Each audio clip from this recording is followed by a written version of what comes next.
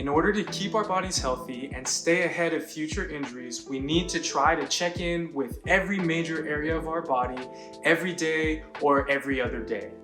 These major areas include the neck, the shoulders, the elbow, the wrist, the hand, the upper back, the lower back, hips, knees, and ankles/feet. In this video, I'm gonna go over 2 exercises for each major area of the body that you should try to memorize and add into your daily routine. Make sure you stick around to the end of the video where I cover when you should be taking these movement breaks throughout the day. Let's get into it.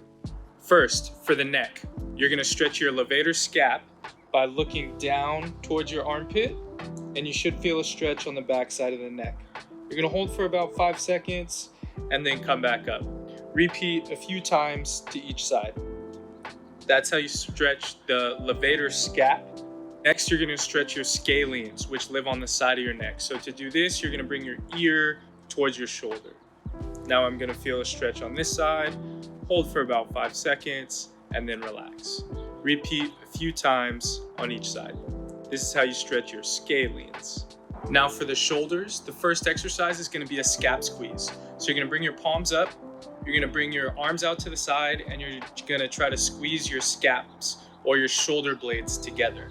Okay, this is a great way to get you out of your sitting position and to wake up the muscles on the back side of your shoulder. Next, we have shoulder circles. This is a great way to get your shoulders moving after you've been sitting still for a while. You're just gonna bring your arm up, turn the palm out to the side, and then complete the circle. You're gonna repeat 5 to 10 times in this direction, and then you'll do the same thing in the opposite direction. So arm goes out, hand goes out to the side, and then I'm just finishing up and over the top like I'm doing a freestyle swim. And again, we're gonna repeat these shoulder circles about 5 to 10 times in each direction for each arm. Next, we have the elbows. The elbows are pretty easy. We're just gonna flex those elbows up as high as we can, and then we're gonna extend them and straighten them out as best we can. So as you flex up like this, you're squeezing your biceps, so you're getting some activation of the biceps. And then as you extend and try to straighten that elbow out as best you can, you're getting your triceps to turn on here, okay? So you're just gonna go back and forth here, really squeeze those biceps, try to flex those elbows as best you can, and then do the same thing in the other direction. Get those arms as straight as possible and extend those elbows, feeling those biceps turn on. And you can repeat this about 10 times for each arm. Next, we have our wrists and our hands. So the first one we're gonna go over is just a wrist extension stretch. So you're pulling your fingers back, you're stretching your wrist and your fingers into extension here. And what you're actually stretching are your forearm flexors. So you should feel a stretch on this side of your arm here. You're gonna hold it for about 5 seconds and then reset. Okay, hold for about 5 seconds and then reset. Okay, so you can repeat about 5 times on each side. As you do this, you can also turn your forearm a little bit to see how that changes the stretch, okay? So this is a wrist extension, finger extension stretch. Next, what you're gonna do is you're just gonna practice spreading your fingers and your palm as wide as possible here, okay? So we call this finger abduction.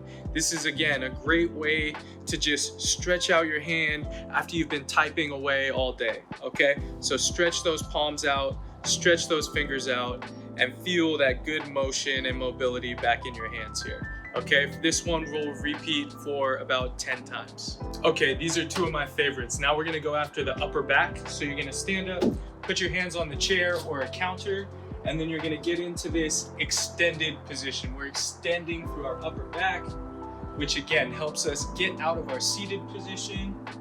You're gonna repeat for about 10 repetitions here. This is thoracic spine extension. And then next, we're gonna work rotation. So same position here. I'm gonna get my arms nice and long against the back of this chair, and then I'm just gonna rotate out to one side, okay? So now we're getting rotation in our upper back. I'm gonna repeat about 5 to 10 times on each side, and then I'll switch. As I go through this, I'll try to pay attention to whether both sides are moving about the same, and if one side feels a little tighter, then try going to that side a few more times. So this is thoracic spine rotation. Okay, so now for the low back. So the first exercise is gonna be a pelvic tilt. So when we're sitting down, we tend to slouch and round our spine into flexion. So using a pelvic tilt to go back and forth, get us up into this extended position, and then back the other way. This is a great way for us to mobilize our spine after you've been sitting for a while and everything gets kind of tight and slouched like this. Okay, so using this pelvic tilt for about 10 to 15 repetitions is a great way to restore some mobility to our spine and particularly our low back. Another major issue with sitting for prolonged periods is our glutes get turned off, and these are big muscles that help to protect our low back.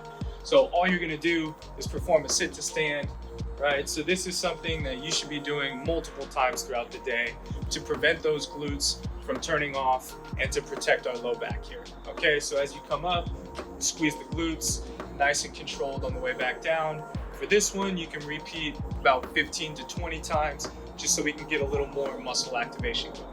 So these are your sit to stands. Now for the hips, these are two of my favorites. We're gonna start with a hip extension. So you're gonna straighten out that leg behind you and you're looking for a stretch on the front of your hip here. Again, when we're sitting down, our hips are flexed. So getting into this extended position is something that we should be doing every day after you've been sitting for a while.